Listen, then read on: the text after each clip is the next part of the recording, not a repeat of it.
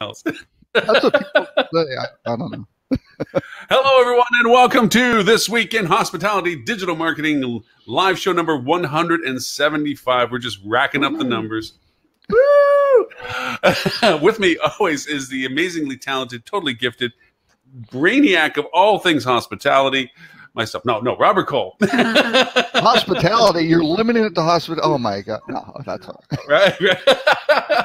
Omnipotent knowledge of all things. Oh, now the knower of all things. Yes, now the knower of all things is joining us. Ed Stone. Oh, there he is. Look at the beard going on, Mr. Ed. Whoa! I am the knower of all things. It's my my Christmas beard that you're enjoying right now. Oh, well done, Santa. Now, yeah, we've got a question. Was your birthday this week? It was. It was this week, and Holly today is Holly's getting a facial and a spa treatment and everything. She says she's pampering herself today for her birthday. So. Yes, Tim and I share the same birthday. You do. You were right, Robert. And I thought it was a couple days Young. apart, but Alan Young as well. All three of you, I think. That's right. Wow. So my first thing I do every day on my birthday is send a note to Tim and Alan, wishing them a happy birthday. Oh, I did not realize that. When the comet passed over that day, that's what happened. It just circles that day's a magic day for all of us in the world. That's right. Tim had number 50, though. I had number 39. 39. Wow. Yes. Yep. Robert, what does that leave us? Year of where does that leave us, Robert? What number are you going? I'm going for number 60 in January.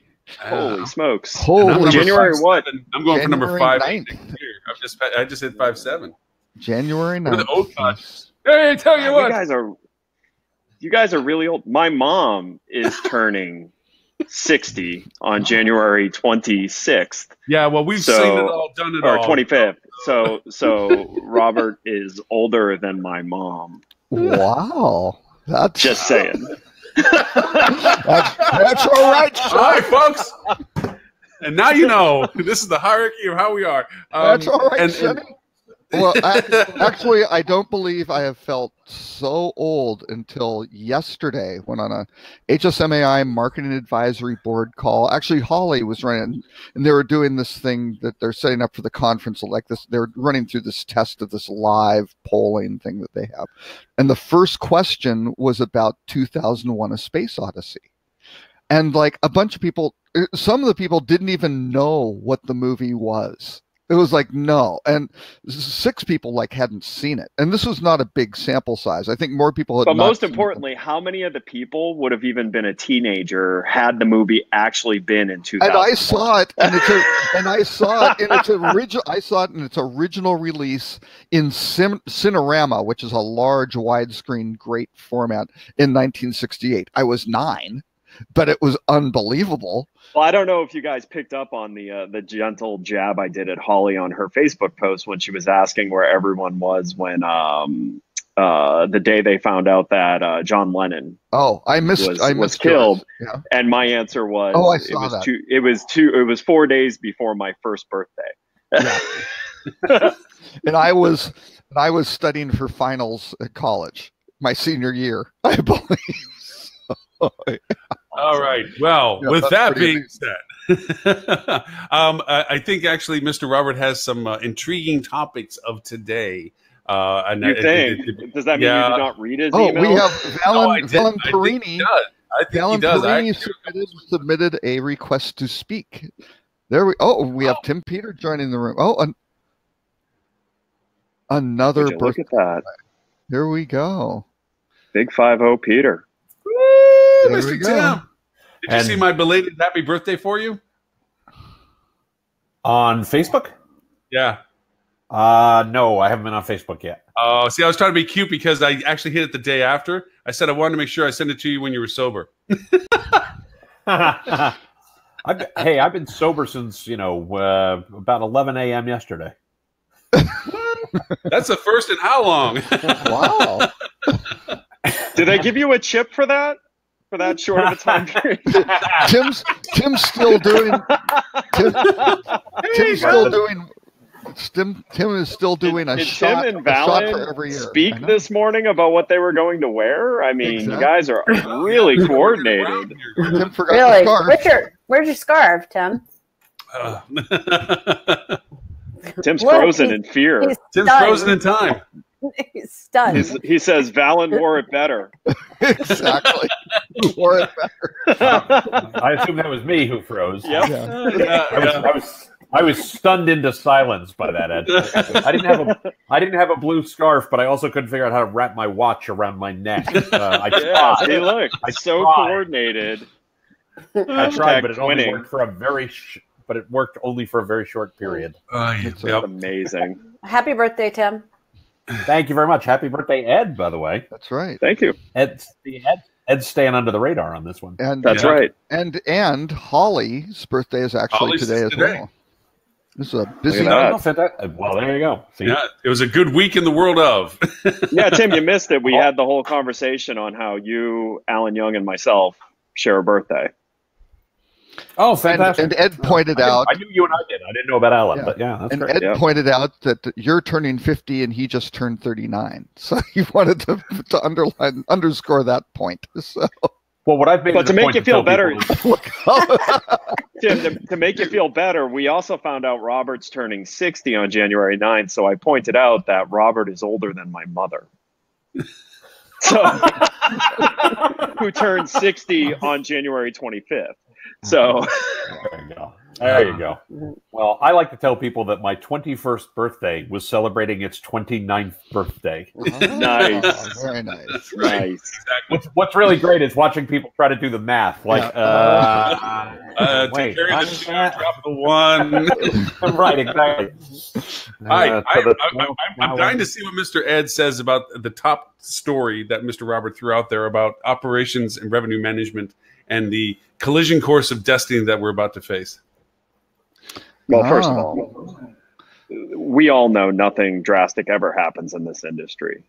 So should we start with the toning it down that, there is no drastic change. I don't think in history of the hotel industry has there been a single drastic change. Right. That is. Well, no. I seem to remember when Ellsworth Statler opened the first Buffalo Statler Hotel in 1908. It was no. So. Robert was a bellman there. Yes, Exactly. he was. See, I actually think this is I think this is a telling moment. Because I think, and we've talked about this on the show before, this is not new. We've talked about this many times when we look at consolidation and things along those lines. I think brands are in some trouble in the longer run, right? Yes. Like the biggest competitive threat to brands is not other brands, but is hotels, unflagging altogether, is going independent. And I think that this is a bold statement. Maybe not the first, but one of the first that we're seeing where people are starting to say, wait a second, you're paying a lot of money in franchise fees. You're paying a lot of money to brands. You're paying a lot of money to management companies. Maybe you are better off, figuring out how to get rid of those fees rather than reduce them, rather than just lower your cost of distribution and the like. And I think that's something that's going to be a trend we should be watching pretty closely as we go forward over the next few years. And again, I think we should talk about it by type of hotel owner. If you're a REIT, you're going to fly branded flags in anything that is not a historic or unique location/building, just because it will perform with a baseline expectation, regardless of who the staff is, who is managing it. You're sacking some of your upside potential, maybe. However, that's by also raising the floor of what that asset will do substantially. So when we're talking about the audience of owners that have a meaningful question to ask themselves on whether or not they should fly a flag, we're talking about not the REITs. We're talking about people who their business is being a hotelier. Yes, if you're a hotelier who owns a hotel, I think it is a reasonable question, but I think it's been a reasonable question for quite some time on whether or not the value proposition is strong to pay all those fees to be part of a brand. Well, where I think it's going to get interesting, and then I'll shut up and let somebody else talk, but where I think it's going to get interesting specifically is the one thing the brands have done a very good job of and continue to do a good job of for a lot of folks, is access to capital, is access to financing, right? I mean, I think what the brands have done poorly is telling that story of the value that they provide beyond just heads and beds. Now, is it a value for every property? No. Is it a value for many properties? Yes. And I think that's something they need to work on to say, where are you going to go? But if we're seeing solutions come into the marketplace, we're starting to see some interesting solutions come into the marketplace that might get people access to capital in different ways, then that could truly be a deal breaker, right? Not a deal breaker, a game changer, right? Yeah, but they've got to be careful for just relying on things like that, because look at the restaurant business, right? Well, and not in terms of really the franchising, but you have a lot of restaurants that would, used to go to major purchasing centers, right? There are all the Cisco's and things like that. All of a sudden they decided, wait a second, we can send one of our employees over to Sam's Club or Costco every morning. and there was you can call it locally sourced. Exactly.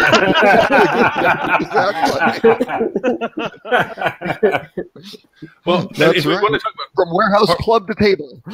That's right. if you want to talk about parts to play, if you want to look at the little chaos, I guess, of all the butterflies fluttering at this point, is you have a few mixes into the metrics. You have this thing with Marriott that happened, and there is going to be fallout about the GDPR and whatever legalities come from franchisers being held accountable, or maybe ponying up against a brand and going, hey, you didn't protect my back, or I'm being chased, or whatever those things come out to being. You have this brand saturation going on with the mega mergers of Marriott and Starwood. And so you have a lot of people that are competing with now, or they have to be friends with people they were competing with. So there's a lot of franchise angst in some major markets. And then you have this component that there is possibly a financial considerations if the economy does begin to decay, that there's going to be pressures and considerations as to the cost of being associated with franchisers. And you start putting these small pieces to the puzzle together, and the picture can begin to look like even reps or people that normally standardize their relationships with a brand, cookie cut, boom, box on the road. Now they're going to say, you know what, wait a minute.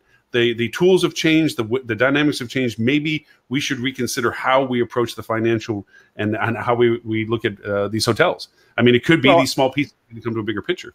And so speaking to that too, when we're talking about where the brands are kind of shooting themselves, this immense focus on providing marketing services and then actually creating friction to not only use the brand's marketing services, I think is starting to bite them. I don't know if a lot of you deal a lot with management companies, but I've noticed over the last 2 years, the major management companies have started reorganizing their internal services to put much more focus on providing the same types of services that you can buy from the brand. Yes. Right. And that I believe is a reaction to, one, the very premium costs that the brands are putting on these marketing services, even though it's my understanding a lot of them are outsourced because they can't yet fulfill. And the mediocre results because they're homogenized too. They try to do it on a scale that doesn't give any creativity to the individual property.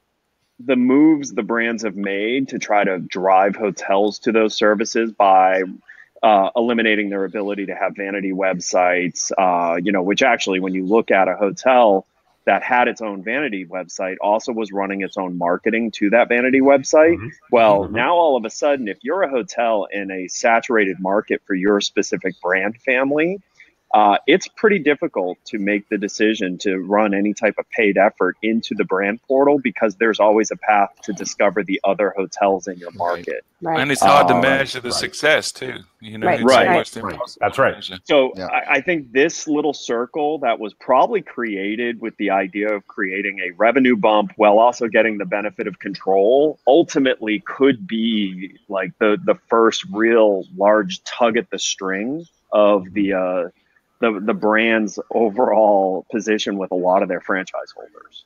Yeah, and I think there are two big things that have changed in the last, I'd say, decade or less. One is the technology stack. There's a lot more options out there at a more affordable price, right? So it used to be you going with a franchise model, you got all that and there was no headaches. It was just plug and play and they negotiated good fees. But now with all these cloud-based solutions, you can enter the market with a complete tech stack. That's exactly very, very, very affordable. You don't need the franchise to supply that.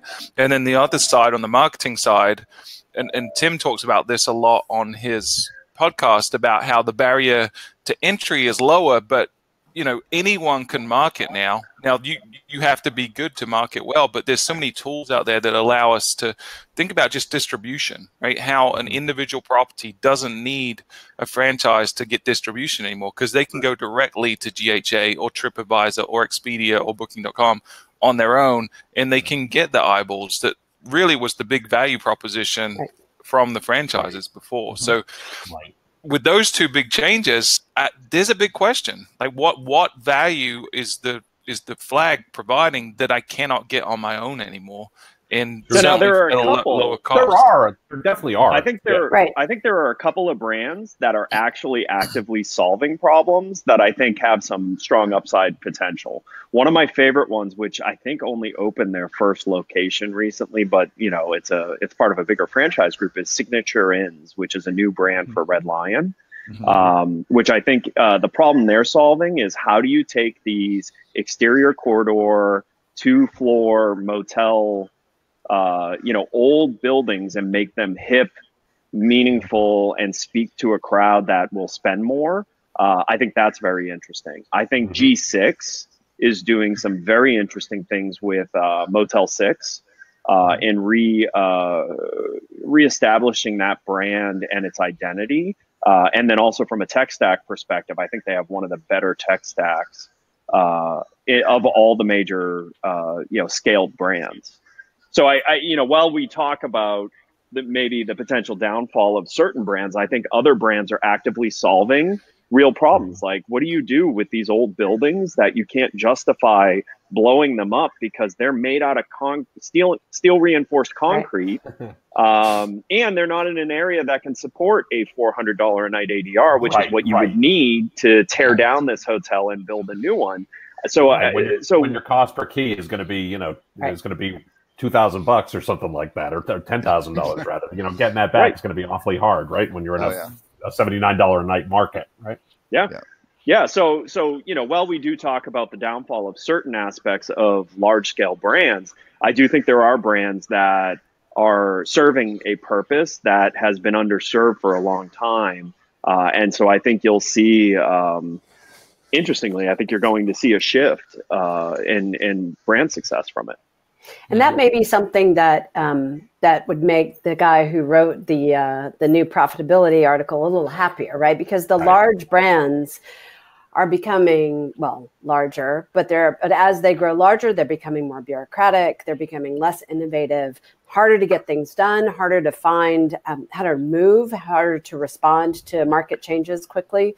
And these smaller brands can. Right. I mean, they can move somewhat more quickly. They can be more responsive to concerns like he has. Whereas, the big boys, there are ships that take months to get them to change direction. Well, and they have to drag all those other franchisees around with them, right? And if they're say public, nothing about the investors, that's right? And they've got their shareholders that they have to deal with. Well, and because they're public, they're also making decisions that large public companies make, which usually are not great tactical decisions. They're bringing in the top consulting firms to consult with how to fix some of these issues. Well, we all know the top consulting firms, these giant firms, do not exist to solve problems. They exist not to solve them cheaply or quickly. Right. They exist to eke out. Having been one of those before. Right. So when you look at that and you look at the fact that some of these brands that have scaled to the size they have did so without addressing their foundation first, which I think is true for, definitely Marriott Starwood. That scale of merger was wrought with infrastructure issues, which I believe I won't be surprised if this latest issue isn't pointed to some form of it had something to do with the connection, more so than it had to do with either of the core infrastructures. I don't Actually, I don't think so. I think that was a pure Starwood. Well, and now they're attributing it to the Chinese hacking in, so who knows what the yeah. source was. But that was a very convenient bottom line, article. that was Did anyone like put together that maybe it was sour grapes due to the Chinese entities losing the Starwood bid? I mean, I am waiting for the earnings call where they simply update the South Park song "Blame Canada" to blame China. Yes. China. Blame China. You know. Right. It is so Absolutely. convenient. No. It's such a convenient excuse. But here's very actually here's my theory on it, and I think the reason they discovered it was the merger. So, with the merger, they realized that they certainly were not going to move all of Marriott's portfolio onto the Starwood platform, right? Everything was going on to Marcia and under the legacy platform. So Marriott has all sorts of routines and things like that. They're running for security, and that's great. And I believe when that stuff moved over, that's probably when they discovered something going on, right? Because they either found, hey, what are these big files over here that nobody knows about, or here's somebody's Well, there's a whole lot of data knows, flowing to this CDN. You pick up a bag and it's leaking. Is that what happened? They picked up, hey, this got a hole in it. So, but I think, and it's very hard to actually, I think, to hack. Not that it's unhackable, but the Marriott's core reservation system is so old, it's hard to hack. Right. Well, that's they have that's trouble the getting their benefit. own developers in to be able to do stuff. Right. So the one side of it where it's probably crushing as they're trying to move to more modern ways of doing certain things, but they can't because their core infrastructure is not designed to speak to anything outside of itself, is also a benefit that because you can't actually connect to it, there's no path in to hack it. That's exactly right. But all these hackers are going, wait, what's an airline tip? Right. It's a joke that's funny to about 5 people, by the way, but that's okay. Yeah. Okay, so going back to Valid a little bit on one thing, and I think it's a good point to make with this. We know that there's eventually going to be a downturn. There's not going to be a continually progressive growth market. When that happens, who's to know? Everybody has their ideas. But this layering that's developing in these bureaucracies, this multi-level combinations, and we know that within the bureaucracies of the brands and so forth, they have their favorite ships and they have their unfavored ships. They're going to take care of some before they take care of others, no matter how much they have to bring everybody along. From a hotelier's point of view, a takeaway from all this is, remember when we used to have crash kits at hotels that when your power went out and you still had to operate, you had to have the credit card ching ching thing, and you had to have ways of getting into rooms with keys and so forth. Maybe there's a lesson to be learned as to a predication of all this is start developing how your strategy would look and what resources you can actually address should you start needing to directly communicate with whom in the organizations. Because face it, a box on the side of the road with a Marriott flag on it may talk to a account manager, but that account manager is just a portal of communication. They're not a facilitator. They're not an actual doer. They're just allocated out to another department to do the 5 keywords for their market and what have you. Start lining up how you actually do business so that if something does happen, you have your quote crash kit ready, that the process that you need to continue operating in that space of, can I market myself? Can I do good business? Can I run effectively? How do I communicate if I have issues or technicalities or what have you? Make sure that crash kit's kind of set up. Not that we're portending fortune and doom. Would that crash kit just be having a emergency retainer with either Lauren, Tim, or Robert? Well, I do have this amazing program for 19. Well, I mean, I wouldn't say yes. I would not say yes to that, but I would say hell yes. Yeah. Well, the only reason I think of that is I recently a friend of mine who owns a small hotel in a market was about to buy a bunch of really garbage stuff and I said, well, what are you doing? And he's like, well, I need demand. And so I referred him to Lauren, and Lauren did a market assessment on not just this hotel, but all of its comp set, which is in a market that you would think some of the comp set at least would be doing something. And Lauren's findings were that none of the market that this hotel competes with are doing anything to try and drive demand. Right. They literally are like Field of Dreams businesses. If you build it, they will come. And I look at that parking lot. Yeah. Right. And I look at that, and this is a market that you'd be surprised that that's the situation. So I wonder when when we start seeing even the tiniest of pullback, I wonder how many hotels are in this current situation where they're just being present. They won. How are they going to transition to actually having to compete for demand? You know, it should be interesting to see what happens from there, because also, you know, what Lauren's finding is cleaning it up's not as easy as it sounds, because they're dying death by 1,000 paper cuts. Like every time he uncovers something, there's nothing here. Okay. So you need this basic 101 business thing before you can do anything else. You know, and again, this isn't a market that you would think is a highly competitive travel destination. And you're finding that the entire comp set is doing nothing to control their own destiny.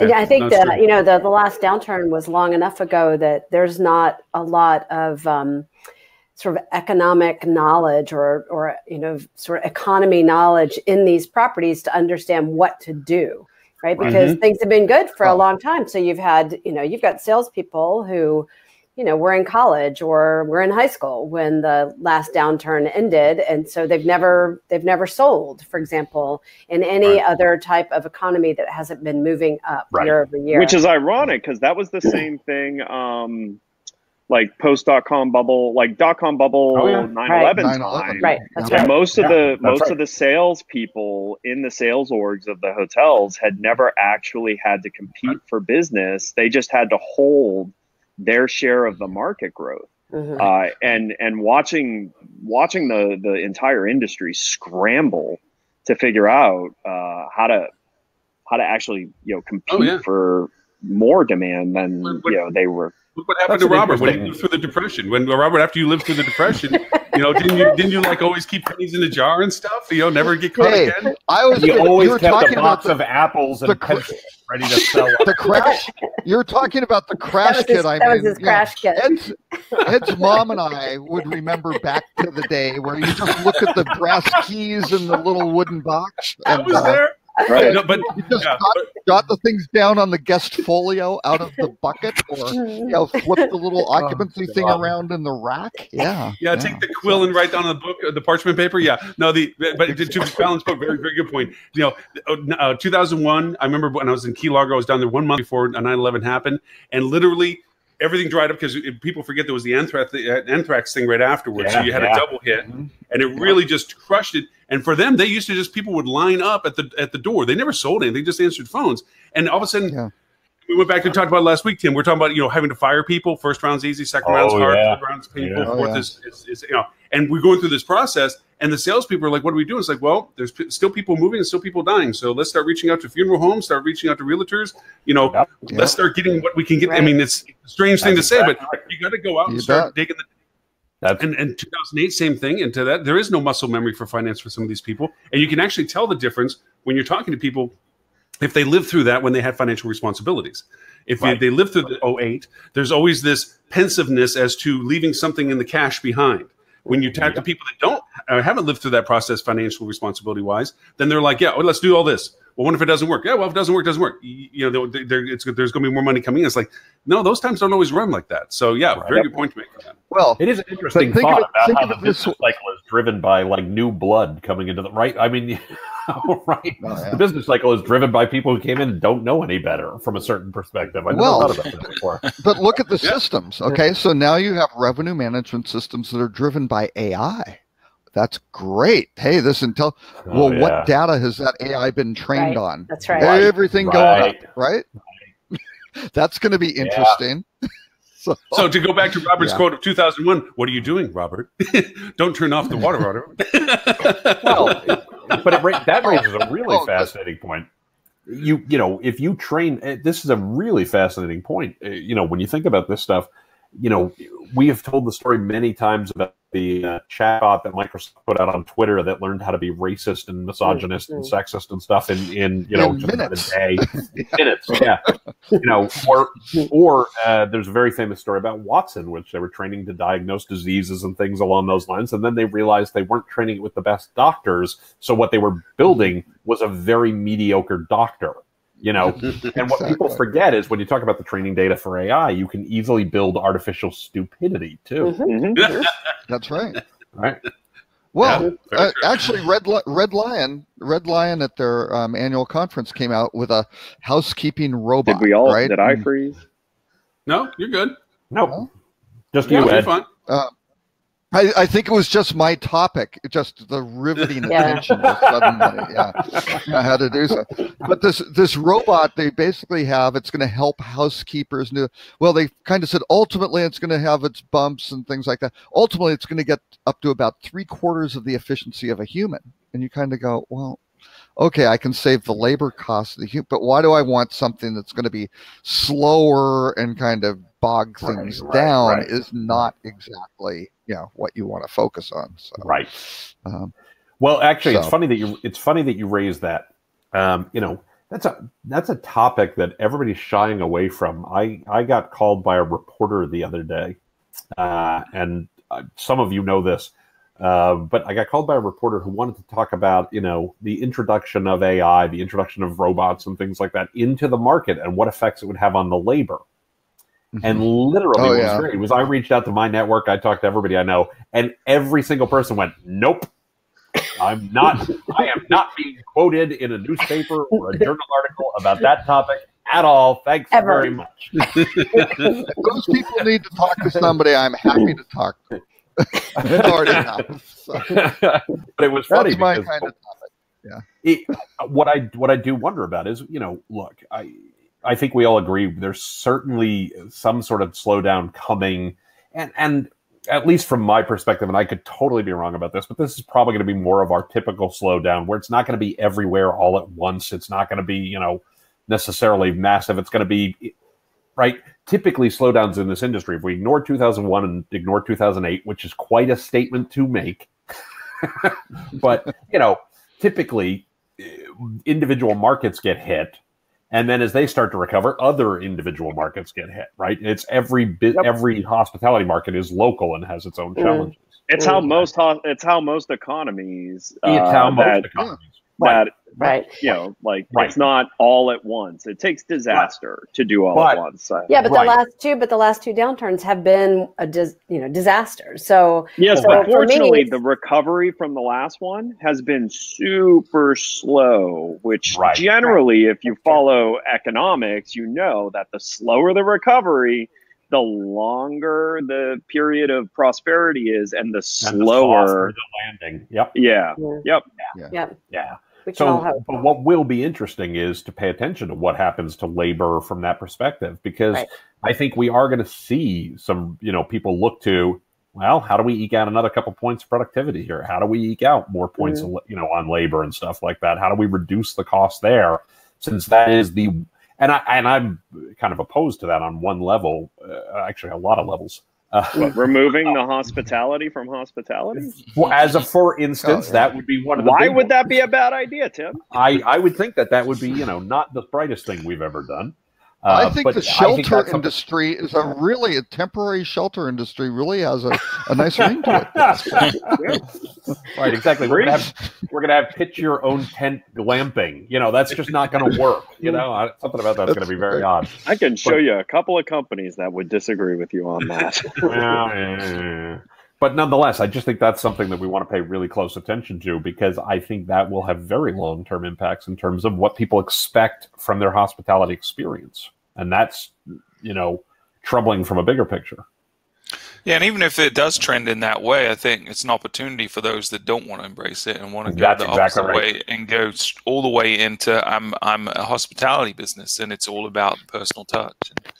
So I think that'll be the focus. You'll probably see a split, tie it back to this article, maybe some of the problem the brands are going to see, because all the two marquee brands that have always been known to being hoteliers recently decided to no longer be hoteliers and just become franchising companies. Right.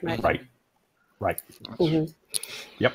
That's right, which possibly leads us to a second topic, which is Louis Vuitton, buying Belmont. Hennessy has acquired Belmont for $2.6 billion. It does, Yep. actually. And the article laid out the argument for it really well. It's very clear. As millennials are becoming less brand and less interested in wearing an expensive Swiss watch, but we'd be very interested in vacationing in a village where the watch company originated, as an example, have a hotel in that place, right? So it's very. I thought once I read that article, I had a better understanding of what the buying company's strategy was. I thought it was really, really great. Yeah, I think it's really smart. And this is the value of the underlying real estate, because Belmond owns a lot of their properties. Right. That price, $2.6 billion, is what? About a fifth of what Marriott paid for all of Starwood? Yeah. Something like that. When you start thinking about that, that's a pretty interesting number for what, I don't know. I don't think Belmond has more. They don't have 50. Maybe they have 50 hotels. I don't know what the number is. They've got about 50 or 60, I think. Yeah. But okay. That, So let's say to your point, they're buying the building and the land, right? So right. 36, by the way. I just found the number 36. Oh, 36. Okay. Yeah. So 36 hotels versus what was it? 900 or something like that under the Starwood brands. That's a pretty big, focus of their, and of course, when you're acquiring these companies, you are acquiring their cash flows, right? And that sort of thing, those revenue streams. You know, one thing I'm not interesting. Sure about on this, by the way. When they acquired the who owns Orient Express as a brand name? Because they Orient acquired Express does. Orient Express does, and that's what created Belmond, because Belmond decided they didn't need the Orient or whatever. There was a falling out between the two, because whoever owns Orient Express, I believe, was thinking of starting up their own hotel, or hotel group, that sort of thing after this happened, which I don't think really occurred. But that's when they went to Belmond, which was not the most well executed launch and positioning and that sort of thing. I mean, they really dropped the ball when they. When you're trying to take over for an 80-year-old brand, I mean, that's it's like new Coke, right? Like, this is a difficult thing to do well. I just think they were really arrogant too. That I think they felt everybody knew what they were, and because they're so deeply invested in these properties, and they are fantastic properties. That they just thought, we'll just go do this. We don't have to. I think that's a mistake that this industry makes a ton. That the average traveler actually understands, like, who the stakeholders are. Or well, I was being nicer, but I mean, let's be honest. Go to the average traveler and even use one of these marquee sub brands of some of these bigger brands and ask them what family it belongs to. Yeah, nobody knows. Well, and LVMH owns Bulgari, right?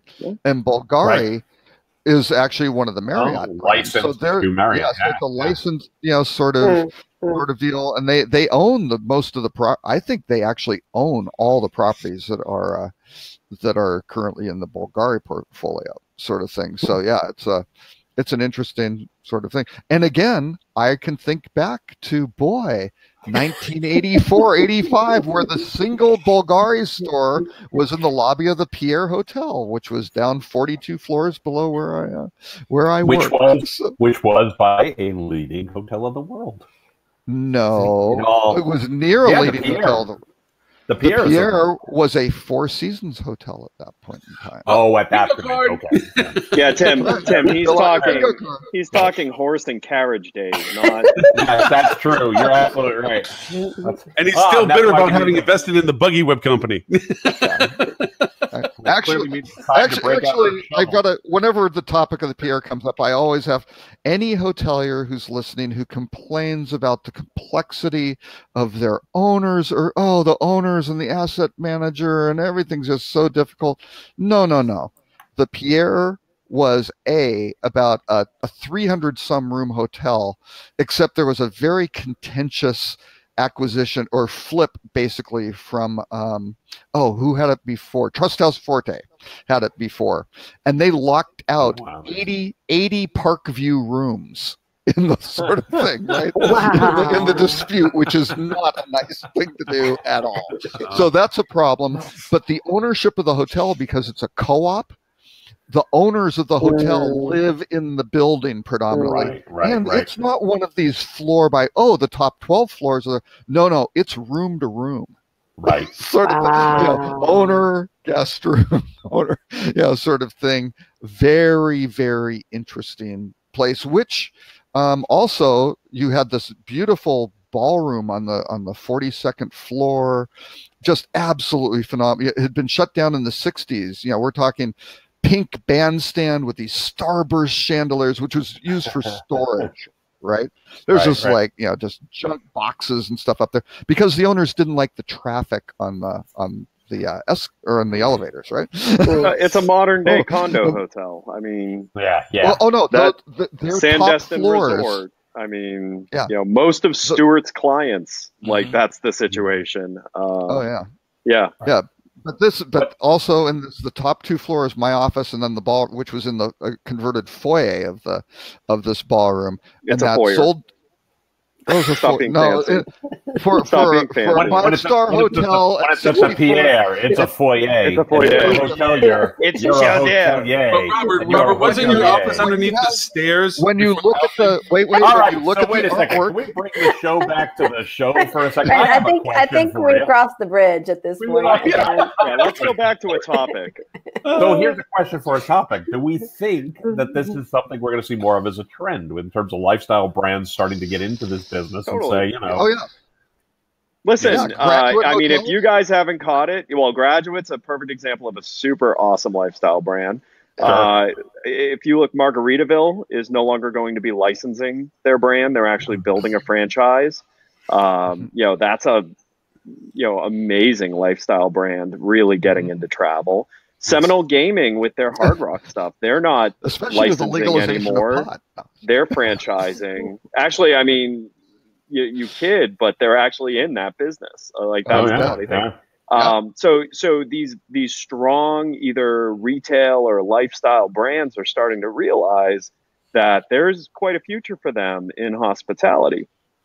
So I think you're going to see quite a bit of it, especially because they keep reading every single report that comes out says millennials, all they do is travel. They don't buy stuff anymore, Right. And everyone's trying to get the experience. That's a great point, Stuart.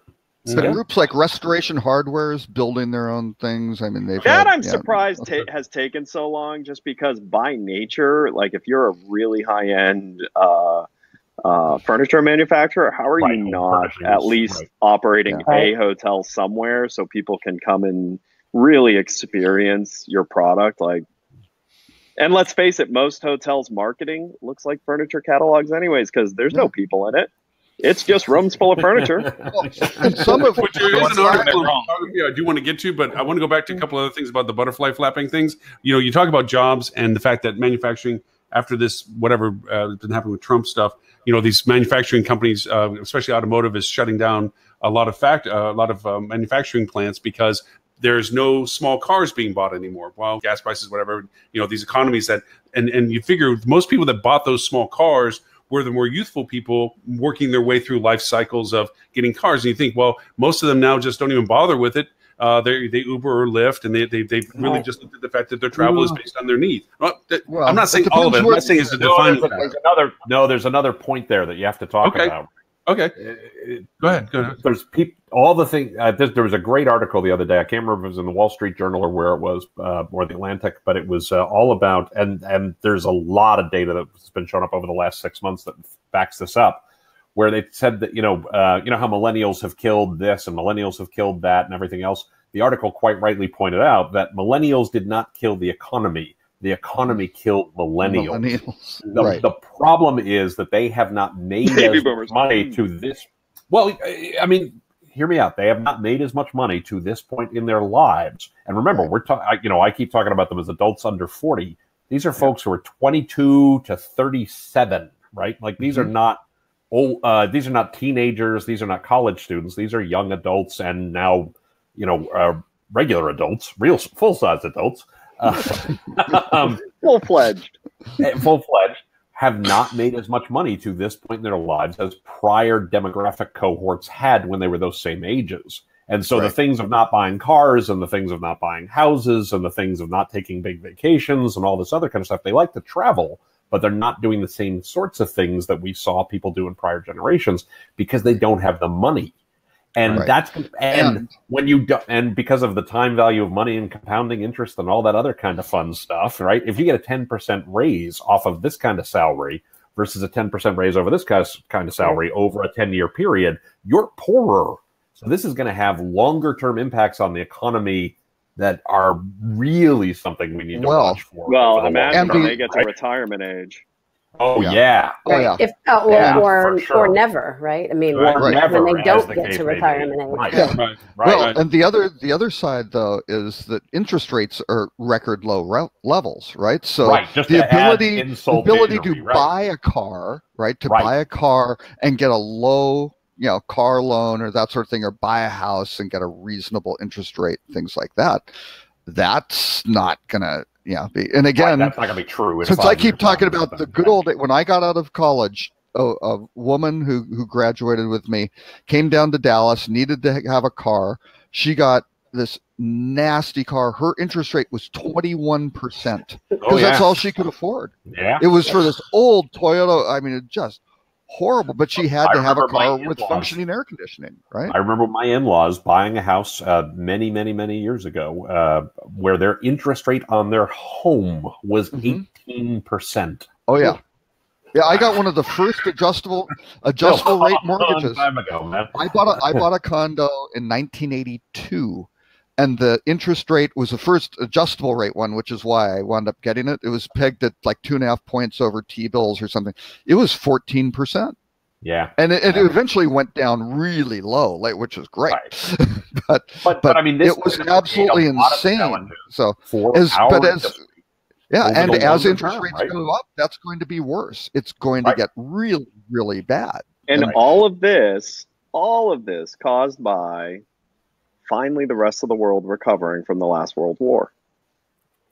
That's actually what's caused all of this problem. Interest rates were so high back then because we were still the stronghold of manufacturing because most of the world still hadn't recovered their core infrastructure manufacturing.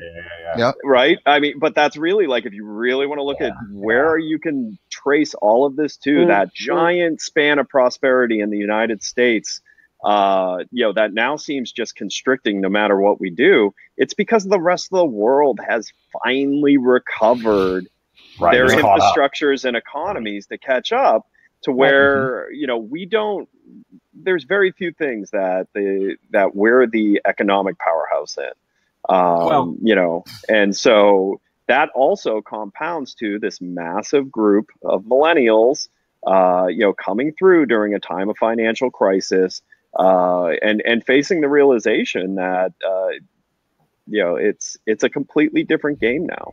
Right. Yeah. Right. But and the debt, right? The U.S. debt that's not a good situation if other countries own a lot of your debt. Case in point, the Suez Canal. Take a look at that and see what happened when the U.S. didn't like how things were going, and basically Eisenhower went to the UK or went to Britain and said, hey guys, you do this, we're going to start selling your bonds because we own all of them and your economy is going to crater so badly and we don't really care. Sorry, and Stuart. They had that meeting in a conference room at the Pierre Hotel in 1980. Anyway, within 4 days, I mean, done. Invasion of Egypt with France and Israel, done. Right? They just stopped. That was before I was born, just for the record. He means born again. That was only 3 years before I was born, but you weren't palling around with Anthony Eden as you guys, divvied up the soup. So the Levant. So anyway, the question though is when we talk about lifestyle brands and the like, I think it's a really smart play because it sets these hotels up, to be part of the guests, part of the customers' experiences, no matter where they are, right? You can get a little piece at home. You can get a little piece when they're on the road. You can get a little piece, when they're in their car. Real loyalty. Build brand loyalty to a brand, right? I like all of these different aspects. And so when I travel, even if I travel less, and you're getting larger share of wallet because you're getting larger share of wallet from all the different pieces. So I do think there's a lot of possibility there in the long run. There was an article you threw up, just to sidestep out of gear for a second, about photography. Tambourine threw up. I don't agree with all of it. Well, only one aspect I don't agree with. Most of it I do agree with. They made several points about photography in hotels and what you should do. Yes. I think the article is, we took 1 million hotel photos. Here's what we learned. And I'll just read through some of the statements that they made. Don't undervalue skilled hotel-specific photography. And they're referring to being centric on the product itself. And when they say that, the other is do hire separate specialists for architecture versus lifestyle. I would fracture that statement a little bit more, and I would love to know what Stuart, how you feel about it, because you have to deal with this space as well too. You know, it's not so much about lifestyle and architecture as the way they define it. I think it's more about demographics and interest in the product. You sectionalize your imaging based on who you're trying to get personas. Yeah, but I think there's still lifestyle, right? There's a bucketed under lifestyle. I actually agree with everything they said. I thought it was a well thought out article with a very brilliant headline as well, and a good grabbing your attention kind of a headline. We took 1 million photos. Sounds really cool. So, but no, I agree 100%. And I think the biggest one for me, which is the one that most people make the mistake on, is the talent. In almost everyone, when I show them the price for a photo shoot, and we don't mark it up, we just go and help them negotiate deals with photographers and talent agencies and give them the raw costs. When they see that talent cost, especially when you start adding in, you know, you got to keep them overnight. If it's a multiple days shoot, you got to feed them, you got to get stylists. That's where most of the money goes into a photo shoot. And so a lot of people are like, screw that. I'm just going to see which of my employees want to do it. And it always ends up worse if you do that. I can actually say with 100% accuracy that every time we've gone cheap and got an employee to do it, that employee ended up terminating, and we didn't want them to be the face of the product. It has never ever failed. Another risk. We've gone internal, and that person ends up not staying there, and unfortunately probably left under bad circumstances, and we can't use everything we just did and spend time for because we don't want them to represent the product anymore. Well, just the releases and everything like that, right? Having the rights to their image and all that stuff. Yeah, you want the release, but you'll get a lot more photos, and you'll get a lot more high quality photos if you have professionals in there, because they know what they're doing. You know, they know how to stand, they know how to look. There's a lot of minute detail with photography that people don't think about. And, you know, it takes a lot of prep and a lot of patience. And, you know, especially when you've got the front desk managers' kids running around like lunatics because you need both things that aren't a strong suit for this industry. Yeah. Prep and patience. And don't hire amateur talent either. And I say that with the caveat being that I just went through this in a New York hotel where the general manager wanted to help a friend of theirs that was entering into the modeling business. And we couldn't get around it. And I couldn't find. I got all of 6 seconds of a piece of a video that took 3 hours to keep telling the person, "This is how we want you to walk. We want you to glide your hand over the edge of the bed as if you're feeling the texture of the fabric and how comfortable it is." And you're trying to explain these things, and they're going like, soft head. I think it's one of those things where people oversimplify the skill that is required, and it sounds weird, but you know, if you were to film a movie, you wouldn't say, "I'm just going to get friends and family to be in the movie." The actors have a skill, and models are the same way. There's a skill to it, and the more they do it, the better they get. And photographers are going to get better results if they got professional models. And it goes for photography too. I'm finally glad to be recognized.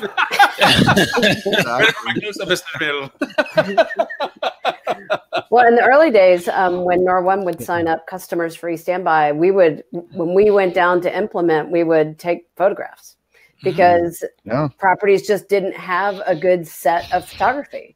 And so if they didn't have anything, we would send a photographer. And I mean, the guy worked for us and he wasn't a pro, and of course our images are usually just thumbnails, you know, up on a confirmation webpage or on an offer page. So they didn't need to be spectacular. But once I started working with some of our bigger customers, I was like, no, they all have image repositories on Leonardo or ICE or somewhere else. I'm like, why are we doing this, right? Why are we taking inexpert images? And sometimes there would be people in there. The hotel would say, the GM would say, let me get my assistant and let's have her sit down at the table in the bar or whatever. And we'd say, sure. You know. Now, one thing with this article, I want to say that is it was a big omission on this part. I mean, I understand the focus they had on the type of photography they're talking about is the other types of media that you need, the 360 shots, the elevation shots, and to something Ed mentioned just real quickly earlier, put people in the pictures. I mean, going back to the tele process, put the life of the hotel into the picture, not the static. Here's our lobby, barren and empty, as if we don't have a piece of business in the world. I think there's two caveats to that. I don't think you put people in the bed, and I don't think you put people on a toilet. But other than that, we're still in different hotels. I don't know. I've been seeing a lot of images of people in beds. I saw one this morning. Food, eating in bed is one that we or reading or kids, something like that. Having kids in bed. Kids in bed. Reading, done correctly, I think you can I think do it. On the bed, maybe. I don't know. Not in the booking process. I think in the lifestyle kind of selling the okay, I'll definitely say that. Fine, but I think for in the lifestyle, luxury, and really low-end hourly, I think are the two sectors. You almost makes it my order. Again, it's all certain about hotels or the clientele it's is about customer personas, guys. You've got to focus on the customer persona. That shot of Stuart that goes in the highlight reel, right? All I'm going to say is you make fun of really low-end hourly. However, I was brought in by a lawyer friend of mine to look through an asset that he received because the hourly hotel owner didn't pay his legal bill. And that hotel, between its on-books and off-books revenue, was averaging almost $300 ADR. Oh, yeah. Well, that guy wasn't paying his legal bills. He wasn't paying because he didn't want to. It wasn't due to a lack of cash. That's why $6 clients tend to average 187% occupancy. $6 was their quarterly cleaning budget, by the way. $6. Ew. Alrighty, big profit center. Going back also to photography, I want to add one other thing other than just pictures to this, and that is for all hoteliers, please have a highly skilled, do a great vectored logo. If you don't have a brand, if that you're running with a brand that gets your logo, please have a high quality logo. That I think it's got to be 8-bit pixelated. Looks like it's on a Nintendo system. From don't do the Microsoft standard template either. Paint. Yes, the pyramid. The pyramid. Do you guys remember that was the most popular logo that came out of Microsoft, so many hotel companies had that crappy pyramid in their logo, and I was like, man, you didn't even try. Well, so how many times I've taken somebody's logo, and as I'm zooming it in to try to create a vector, I'm like, watermark what? Another one for photos. You love the hotels where they use the stock photos and you see the watermark over the It's like, guys, but to get tactical for 1 second, I tell people all the time, whatever your budget is for photography and imagery for next year, now, double it. Triple it would be better, but at minimum, double it. Or at a minimum, have it on your budget every year. There you go. Because a lot of people do it now, and they'll say, photo shoot's done. We don't have to worry about it for 10 years. And then the next time they realize they need it, you've got people with like 80s perms and short shorts. Now, as a shameless plug for Mr. Ed, Flip2 provides a lot of content that you don't have to mess with that can be usable because they handle the process. I mean, you get to use the imaging, and it's lifestyle imaging, and it's used by your guests, and you have full rights to it. So for the usability of social, because there's so many different variable usages of photography. There's the photography necessary for your website and explaining your product. And then there's the photography used in communication of your product. And then that's designed by channel. Are they looking at it from like a YouTube or a video project, or are they looking at it from a photo of social where it's being shared on a Facebook channel or something? So, well, and I'll tell you, there's a lot of really, really good amateur photographers out there that travel. So we see when you go to really pretty destinations, the stories that your guests could share with you are far superior than a lot of your, we have a lot of hotels that get better guest stories from every aspect of how you would measure a quality image than their own professional. And so that's another aspect to that is depending on the channel, professional photography may even not be what you want. And I would also add too, one of the things that we've learned from Flip2 using it as well is you get to see what the guests care about with the property and the destination, and that can help lead you in terms of your marketing strategy. And when you are taking photos, you know what you want to take photos of because this is what matters to people. So and added to an older conversation about micro-influencers, this is a topic of discussion you have with those people you're wanting to engage as micro-influencers, the type of imaging that you want them to ensure that they have of. It's like if you're designating your conversation with micro-influencers for particular demographics, talking to them about the specifics of what they're going to produce in that relationship also talks about the types of images that you're creating. And going back to something that Stuart intended to mean as a good point, don't give us a provocative picture on a bed if it's not it's not, that's not that type if of it's not Tim, If it's not appropriate. unless it's an hourly, and then of course it's like, all right, roll it. So yeah, I mean, you got to look at it's a usable tool. Photography is a usable tool in almost every meeting. We talk about this, and also keep in mind too the videography. It's just not the still shots anymore, but it's the segmentations of videos that people are taking as well. Those are highly engaging, and you need to do it where you're not bouncing around holding the phone.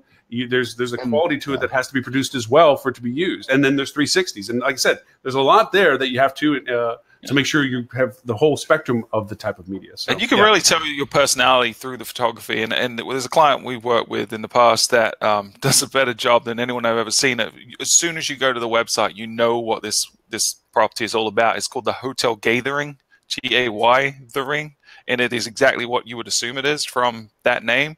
But the photography in there is phenomenally classily done, but it tells a story that it's perfect for their audience. It's really good. So check that out. Nice. Okay. Cool. Stuart's in the 6th photo in their carousel. And the 8th, and the 12th, and the 15th. Yeah. That's amazing, Stuart. Well, that's one of the things. One of the things that they waive is Stuart's modeling fee when you sign up for Flip or for Fuel Travel and have them do their marketing. Yeah, you get Stuart. This is true. This show's eye candy. Yeah, Valin, since it's been a pleasure to have you. We haven't had you for a while. Is there a particular topic that Mr. Robert threw out that you wanted to make sure we wanted to hit? Oh, I was a little puzzled by the TED association with Marriott. That's the first I'd heard of it, and I didn't quite get it. So I thought I would ask you, a panel of experts, what am I missing in that article, and what's the value proposition there to be associated with TED for a brand like Marriott? I read the article. They get to host TED events at their locations. Yes. Is that it? And they're engaged. They're engaged with the people who attend TED events. It's a very, very attractive demographic, right? Because those are not cheap, or at least the full blown conferences, the TEDx's and things like that, where you can just show up for the Okay, fine. So you've all regurgitated what was in the article. Is there value here? Beyond the 2 points you just said? For Marriott, I think so. Depending on how much they had to pay for it. Right. So this kind of goes back to the very first article we talked about, right? So this is one of those cost items that is very difficult to manage to understand true ROI, right? What is this really doing for me?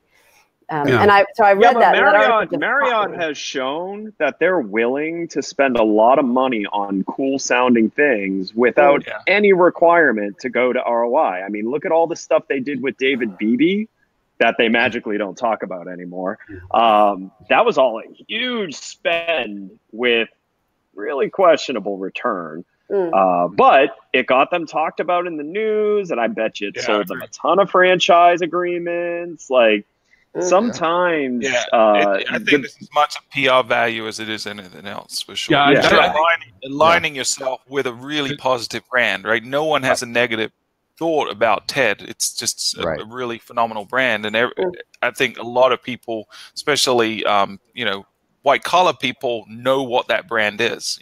So I think that's a good affiliation, but look at how many articles are getting written about it now. And look, we're talking about it now. So I think that's I take it to the darker side of it.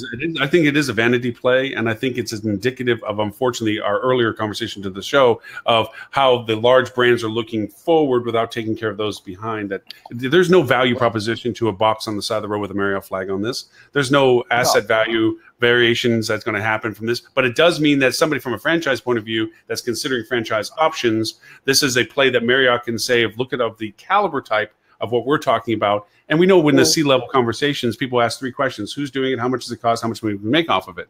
If they feel that they can sell the idea of being Marriott brand because of these kind of associations to quality branding like TED, then that's probably the only value proposition. And if Marriott, and I'm not saying they will, I have no idea if they're planning on this or not, if they really wanted to develop programming around this where they could have, TEDx events and smaller ones, handled whatever, quarterly, whatever the case may be, in their facilities where they wind up bringing people in and that sort of thing, doing it for food and beverage, having guest speaker series, which are, maybe you have, TED speakers who go around and do some things.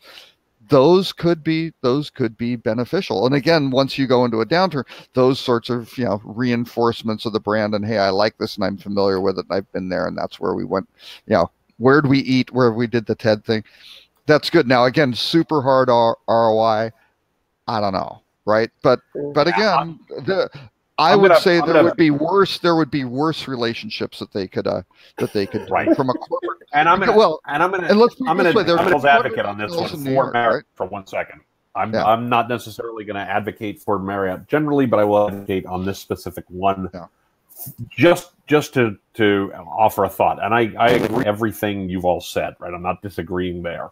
I think it's also true. This was something we looked at leading when I was there. Was what could we do to generate more foot traffic through the hotels from the hotels, right? We've got all these different relationships, we got all this local stuff. What are other ways to bring in the community and actually help generate, ancillary revenues and things along those lines to the properties, just based on, conferences, based on events, based on other things, silly stuff like stuff. We had our own brand conferences of various kinds. How could we do more content for our properties, with our properties, in our properties to bring people in the door? So this could just also be, I think it's also a PR play. I think that's absolutely true. I think it's absolutely a big value for selling franchises, which really is where Marriott's bread is buttered. And I think it could have some value in terms of just generating foot traffic through the door and some ancillary revenues for the properties that host them. Is it material to earnings for those properties? Probably not. It feels highly segmented to me, right? Because there is a certain bubbly part of the population that knows what TED is and that listens to the TED radio hour and that may have attended a TED or a TEDx talk, but that's probably a pretty small segment of Marriott's buying public. It's the people who stay at JWs and those types, but it's not, it's not some of the lower scale buildings, right? So it feels bubbly. Now, granted, maybe this is what you're going to say, Robert, which is it's the higher rated end of the segmentation with more money to spend, but. No, I was going to say that with the coming economic downturn, all those JW guests are going to be at Fairfield Inns and Courtyards pretty soon. And that's where Marriott's going to have a problem because, quite honestly, Courtyard's got a better bed in it. Yeah. How do you get people back up? Yeah. And I still don't understand this, why Courtyard has absolutely the best bed in the Marriott portfolio. And once I realized that, I stopped staying at full service Marriotts because I'd rather have a good night's sleep than crappy room service. Courtyard is a great brand. In many cases, it gets a higher ADR than the full service Marriott, right? Which shouldn't be happening. But I think Marriott's revenue managers have finally, their cluster managers have finally figured that out to optimize the rates on Can you imagine? Basis and not welcome to This Week in Hopping Digital Marketing, brought to you by Hilton. when staying at hotels, go blue. Wait a minute, you can't say that because the Marriott logo. You can't say that. Okay, now wait. I've got a question. Actually, on that topic, I've got a question for Stuart. God, such a case of the giggles now. Our advertising and promotion group. Why the heck are all the brands going to blue? Marriott in their mobile app now has a blue, basically because a they blue did a icon. focus group, but said blue was somehow Basically, better, Hilton, Hyatt, They've all used the same Marriott, focus group, apparently. Yeah. Yeah. Well, Probably. and It'll all make of them what- now it'll when make you the launch. merger less expensive. Yeah, exactly. And Ed's out. No, I'm sorry, Ed. I said Stuart was the expert. I'm sorry. He got his fingers in. He hates when somebody says that somebody's more expert than he is. Yeah, I But think it's just the Marriott other being thing a is little now- Every single one of these mobile hotel apps, when you launch it, comes up with a splash screen in black and white of all of their logos. Even that looks the same, right? It's just I'm sure there's a crazy. stack of explanations this thick that came from their agency or internal team or whoever came up with it to justify the decision. But at the end of the day, is it making any material impact? Probably not. I think it's somebody sitting on Fifth Avenue in Mad Men clothes going over and said, what can we make them do now? I know, let's make them all go blue. but They had it a $1 really is. bet. I bet I It can really make- is disconcerting when you open.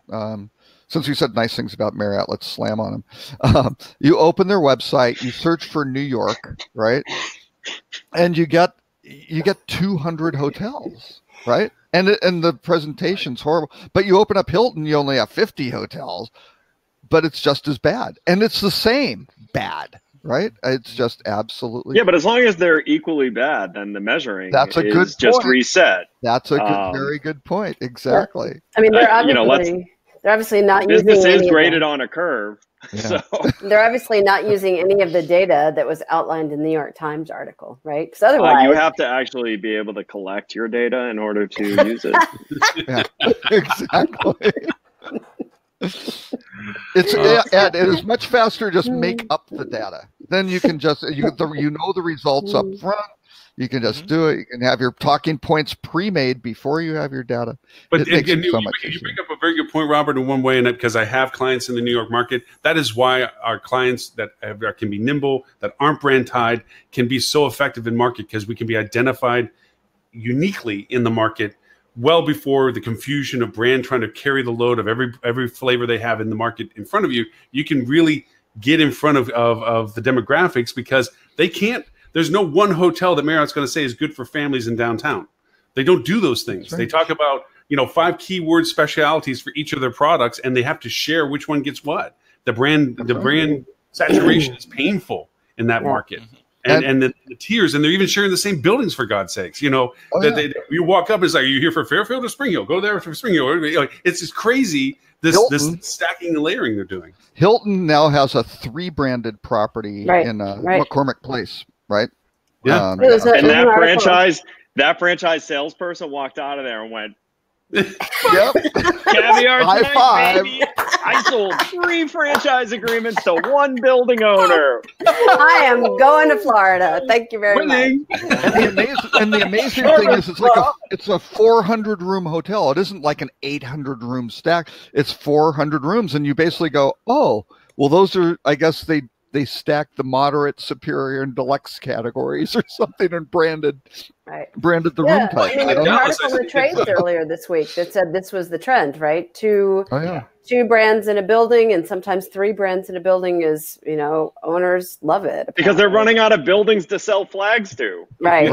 Yeah. So let's just sell more flags to a single building. And they wonder why there's such a brand apathy going on, because nobody cares. It's like they're looking for whatever it is, either price or type of design room, and most people don't even know what the variances are in those. I mean, even in Dallas, there's that big one that's Courtyard in Spring Hill, and you walk in, it's like you're checking into which or other, and the elevators for one are over there, the elevators for there are over there. Yeah. But there's an element and a loft, I think, right, which are 2 Starwood brands, and it's kind of near Love Field, and it's actually a nice building. But I remember talking to the general manager there, and they were like, "Oh," I said, "So if you stay here, where do you go?" "Oh, well, I stay in the Element because the rooms are nicer, but I hang out on the Aloft side because the bar and restaurant is so much better." And you just go, "That's ridiculous. So what are you doing? You're bringing down the rate here. You're going to have to start selling your loft rooms for a lower that goes price. to the fact that you have the franchisers that share the same parking lot. Everybody stays in the courtyard but walks over to Spring Hill for free breakfast. Yeah, Right. but this is a bigger problem, right? I mean, obviously, we're all saying this, but huge problem too. This is why the OTA is, because it becomes commoditized product. That's right. That's exactly right. That's exactly right. Just paint a sign out front that says, Bob's Box of Rooms and call it a freaking day. Or just call it Expedia's box of rooms, right? By window. Stuart is taking notes. Right. He's like, Well, I mean, my husband and I drove past, it was a Marriott. It was a Residence Inn on one end, and I forget what was on the other end, Fairfield, I guess. And it's right on the side of 128 in Boston. And we drove past, and my husband said, he goes, so why do I care anymore about Residence Inn? And I said, absolutely. Yeah, that's the right question to ask, sweetie. That's the right question. Right. And now you should have given the honest response was, you cared about Residence Inn? But where they're going to get themselves in trouble is pretty soon, and this is back to where we started at the top of the show, pretty soon the franchisees are going to start asking that exact same question. Right. That's exactly right. And these guys with the multiple branding, it's like they're hedging their bet, like I'll bet on red and green and blue. It's actually, right. If you want to be really smart as a franchise owner, is do a courtyard in half the hotel and independent on the other half. I've actually got a client that's about to do that. It's actually do going an to be a Marriott. autograph. It is a Marriott brand. I'm not sure if it's going to be courtyard, and then the rest of their property is going to be independent. So Yep. But is it going to wind up having an flag, autograph? Going to be under autograph or something, or tribute or something? Well, here's the problem. You could actually make.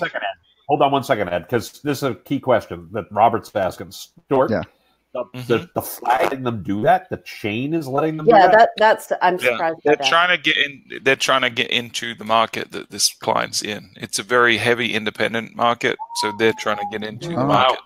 And now you want to talk about Pandora's box. Oh my God. I'm the owner of the Marriott Marquis. I'm the owner of the Marriott Marquis in New York. Well, officially, the Marriott Marquis in New York is only 100 rooms with no ballroom facilities, restaurants, or anything. That's right. However, it does share the Broadway facilities Marquis with the Broadway Marquis Hotel, which is a luxurious 1,700-room independent historic hotel. Yeah, that's wow. Well, you got to figure too. The only time I've ever heard this happen otherwise was I had one guy that had condo ownership, and they allowed them to stay independent because the condos were owned individually. They didn't want to join or sell off their space, so they allowed the inventory they could singularly own turn into a brand and allowed the condo association to run as a separate hotel. Which that's the only time I've ever heard that. That condos is a different thing. But I was assuming that a building that had, like the one that's nearby, Residence Inn and a courtyard, so two brands by the same company, I was assuming there were shared services in that building. That it was shared house, not the same, obviously not the same amenities, but basically, housekeeping. Right. So how does it work when you've got a brand on one side and independent on the other side? I mean, how? So Stuart, they're going to operate the same way in the most beneficial way possible to the hotel owner. Yeah, right. But in this case, everyone's going to get access to the swimming, the pools and the water slides and all that fun stuff as well. Marriott, that's what I would do. Desperate, There's your absolutely answer. Desperate.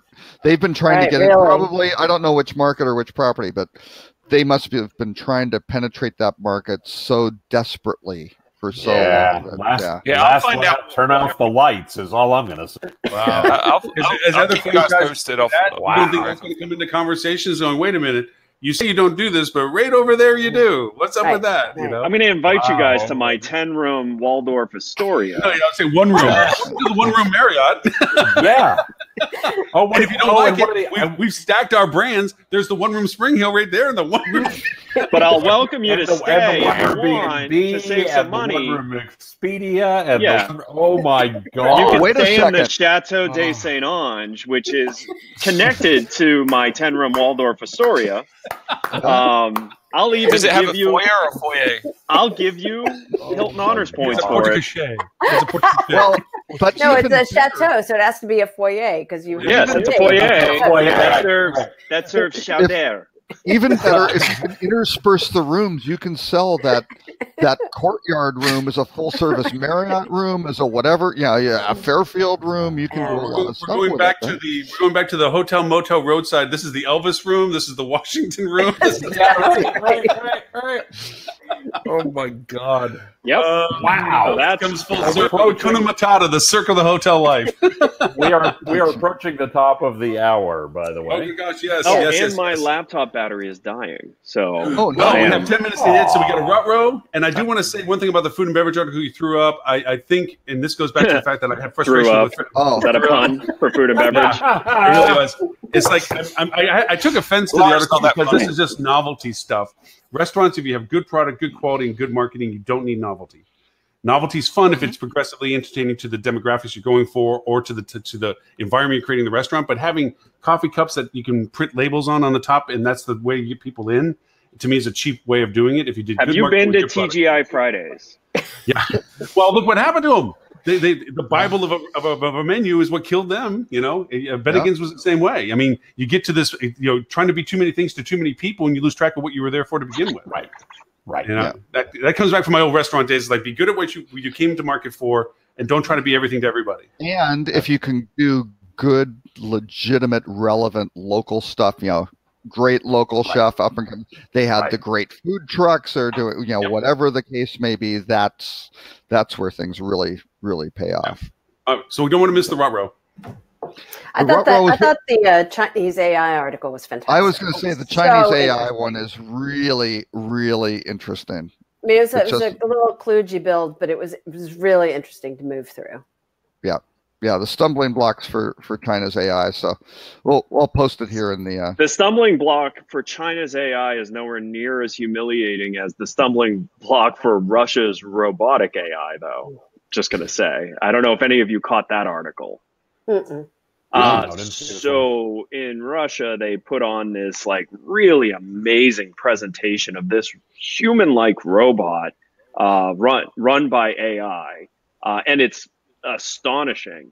So much so that you actually do eventually realize it's a human dressed as a robot.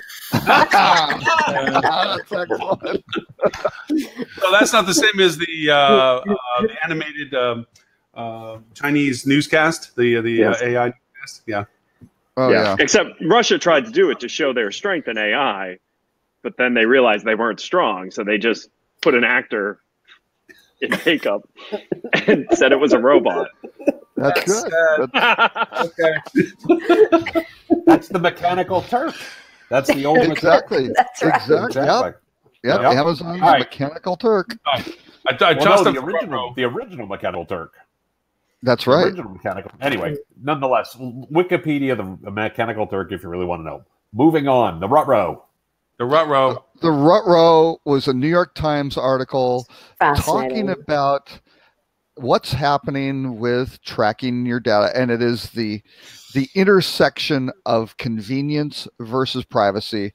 And the title was "Your apps know where you were last night, and they're not keeping it secret because they are selling the data streams to third parties, anonymized."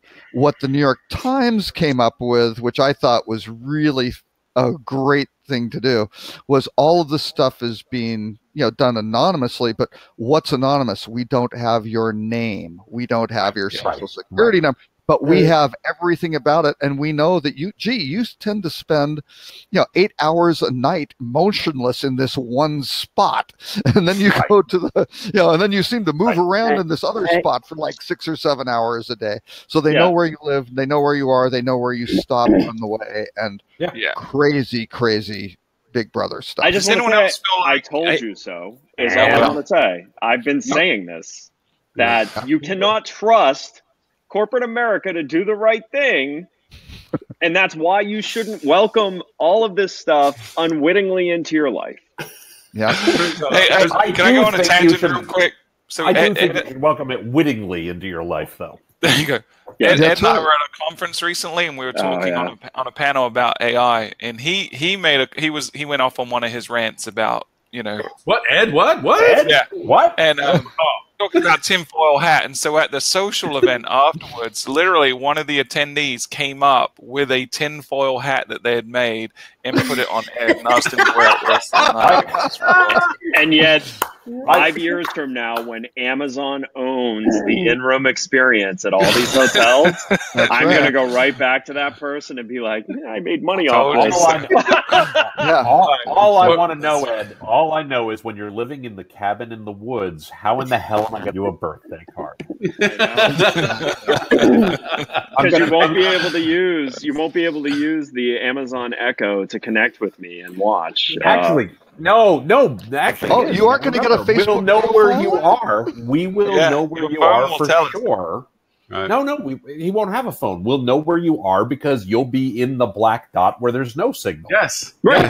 The absence of signal will point out that you are the signal. Look at the land beyond Amazon's kingdom. That dark place. You want to be on Amazon. I can tell you that when I do the Rocket Progress MEI and I open up with two videos, one is what WeChat is in China, and the other one is where the New York Times did an article where they took two phones, Android phones, and they have no SIM cards in them, and they put one on airplane mode, and then they traveled around, and then they put a man in the middle and played back the data that was pulled. I always get the gasps out of the audience about what the information was on the one phone that was on, but not in airplane mode, all the detail, but even more of a gasp when they realized that there was actually more data transferred on the airplane mode phone when it finally connected because it had to keep track of stuff. It stored it all. Yeah. So it is crazy that people don't really realize how much of that. And I do that with the iPhone people. I make them go all the way through the location services and go down and show what that shows with the circles and the time, saying that's where you were for how long. And they're like, and it's like, don't worry. Tim says that, not you, Tim, but Tim for Apple, that, that's their data is not being shared. It's like, yeah, no, they're still using it. Well, sure. Look, I mean, I'm Ed and I are probably on opposite sides of the spectrum on this one, right? I don't have a tinfoil hat. Look, this is why we have GDPR. This is why there will be regulation, because somebody's going to screw this up and they're all going to get yelled at. No, for real, right? I say this again and again and again. That's always Mark's fault, right? Oh my God! He's trusting So Tim, He's so cute, isn't he, Ed? with that argument, I'm just not going to get inoculated since everyone else around me did. I'll be fine. No. That's not what I'm saying. You're saying don't do it unwittingly. I'm saying do it wittingly. When you invent the ship, but you're also hoping that you're assuming, though, that people will take care of you in the future. You're assuming that regulation will catch up. Of course he is. He's a baby boomer. No. I'm not a baby boomer. Tim doesn't care. Tim doesn't care. He is going to have a happy, convenient, seamless life where everything he wants. I think we've crossed the bridge again. Wait. Hold on. Would I get a Facebook portal right now? I absolutely would not, because Facebook has shown again and again and again that they are not a remotely trustworthy company when it comes to what they do with customer data. But Google has? No. Do I have an Android phone? I do not. Do I have a Google Home? I do not. But if you want to be connected in the world and actually do things, you have to let some of this technology into your life, and you have to recognize that these technologies have risks, right? The reality is that privacy has been dead for a long time, and the reality is that the absence of data is itself a signal. There's a great... You want to read a fantastic book about this? Read the book Like War. It's spelled all one word with the hashtag symbol of it, right? So it's stylized as hashtag Like War, okay? And they actually have found data about all of the black sites that the CIA operate in various places that terrorists and folks, other militaries have found, based on the fact of all the spots where the Fitbits stop showing up, right? Yeah. And where the phone signals stop up. And hey, there's this whole perimeter right here that is a black dot on the map, and that's where the people must be going. It just turned into a black dot. Oh my God. I have to move to where I can plug in, or my laptop's going to die. So I figured I'd save you from my walk. My point is not don't get inoculated. My point isn't don't be smart about this. My point is recognize that this is a fact, and the fact that regulation will come along in some cases, and it will plug some holes, and then people will find the loopholes around the regulations like they always, right? this is the world we live in. You don't want to die in a car accident. Don't drive a car. You don't want to die in a plane crash. Don't get on a plane. You don't want to fall down a flight of stairs. Don't ever leave your damn house. The fact is that this is the world in which we live in 2018. Tim, I'm going to show you my secret. Not going to change. Tim, I'm going to show you my secret strategy. Quietly and covertly cultivate the career of a young girl with your identical name, so that she turns into the focus of your name. And so they're chasing her, and they're going to ignore you completely because they think that there's nothing real about you. No, wait, this is Lauren repositioning. Lauren actually misread doppelganger. That was like a German to English dictionary, and he didn't quite whatever. He was trying to See, get I always thought it doppelganger was right. like a Hannah Montana thing, where like that was literally you when you just That's put on where makeup. I got it It from. is. Don't get Right, Right. Exactly. They're going to ignore you because you can't be Lauren Gray. That's Lauren Gray. And I'm like, you're right. Go get her. That's right. But I mean, this is the world in which we live, right? Be smart about the products you use. Be smart about the technologies you use. Be smart. By the way, I'd like to be wearing an Apple Watch and wearing Bluetooth headphones right now. The fact of the matter is that data is being cataloged somewhere and being stored somewhere and is being used to identify you and all that. That's not going to change. You could not have Bluetooth. Yeah. I'm on Tim's side on this one. You paid for Bluetooth headphones with a wire. You need to go. Yeah, you need to go get your money back. They did not sell you Bluetooth headphones Because they have a wire. No, you got a wire. I don't have Bluetooth headphones. That's I see. Okay. I'm saying Ed has Bluetooth headphones. I think I'm with Stuart. I think I'm with Tim. The same thing is that I selectively choose what it is I give. The one line I know right now I'm keeping is biometric identification. I'm really not wanting to share about it. I do not want anything that. I mean, I was even skeptical about the face recognition on the iPhone stuff. And have you done a 23andMe or Ancestry? Oh yeah, that's what I was going to say. I have not, and I will not. Ancestry is mainly because because some Mr. people are going to Conspiracy find Theory him. has. We know that, right? Yep. And Ed's done that. once I got the info I ordered the destruction of it and the deletion of my profile. And you're trusting that long- they did that. Yeah. And you're Well, I trusting at least that have they did that. recourse. I have recourse now if it Right. comes out they don't. Correct. That's- the class that's action because- lawsuit will cut you a check for $1.50 So to be clear- after the so to be lawyers take clear- their share. No, I actually have resources, so I can just elect to not take part in the class action suit, wait for it to be settled, and then sue myself. Like, That's, By the way, but that's exactly what I'm talking about with the risk of hotels putting these devices in the guest rooms where, correct me if I'm wrong, there are laws about the expectation of privacy that hotels have to follow. Oh yeah, for sure. So you Right. turn it off by default. You inform the guest, and then they have to elect to turn it on. It's Right, but simple. They have how to many elect to hotels do plug you it think in. are actually doing that? yeah. By signing this, you agree to the terms and conditions of this stay. Well, remember too, there was a big change that happened recently about D&Ds. That the legality value of what a D&D represents. Dungeons and Dragons. Yes, Dungeons and Dragons. Didn't you ever play? What is a D&D? You gotta roll a 20 to get in the room. Come on, man. Yeah, I don't know what. TNC. A Lauren, TNC. I'm not what's sure a D&D?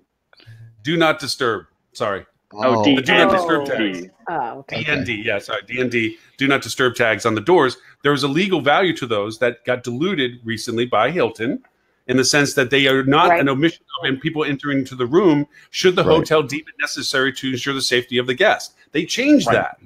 And so now it doesn't stop staff from going into a room because before, if you put a do not disturb on your door and a staffer entered into the room, you actually had recourse with the hotel that they were in violation of your private space. You were renting that space as a temporary commodity from them, and it was considered private space. Now they've changed their ruling and says, no, it's not that. It's just a resistance to having a reason to get into the room unless there's a safety issue that we're concerned with.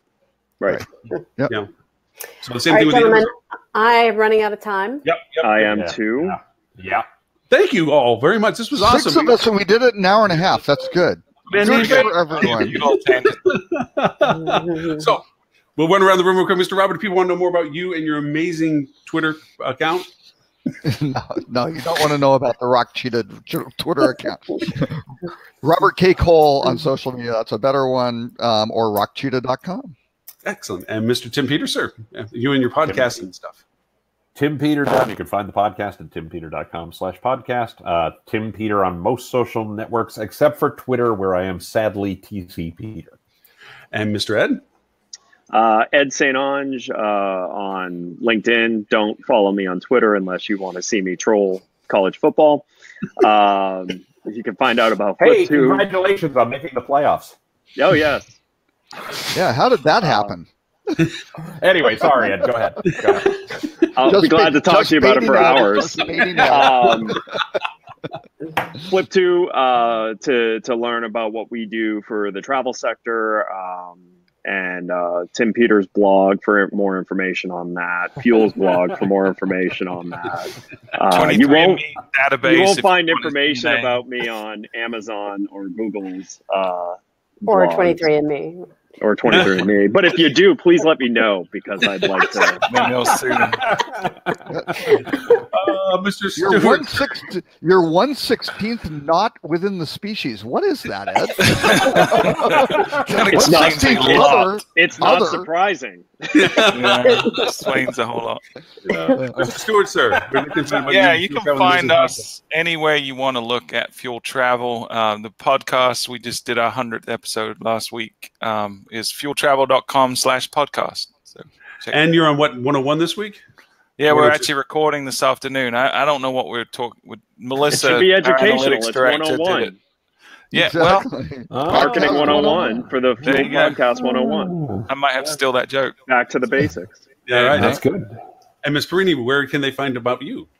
Valen.Perini on most social media, and for Nor1, it's www.nor1.com. Excellent. Thank you, everyone, again, and for those who are listening to us live, and for those that will listen to us on the recording. Tim's got a point, Mr. Gray. Sorry. No. Lauren hasn't said where we can find you. For this show and all previous 174 other shows, you can go to hospitalitydigitalmarketing.com/live. It's a very short. You're just showing off because I only have 100 episodes. They're all there. It's just some of them look more archaic. It's not the quantity Robert that with matters. dark hair. Some of the early ones had Robert with dark hair, and he was wearing this little bow tie and collar like an Edison collar. Some have And they have no audio. It's just No, piano no. music. Exactly. So look into the thing and turn the crank. That's right. Yes. Yeah, the horse in the circus. Yeah. Anyway, thank you all again. And hopefully we'll see you all on show number 176 next Friday, 11:30 Eastern. Until then, bye, everybody.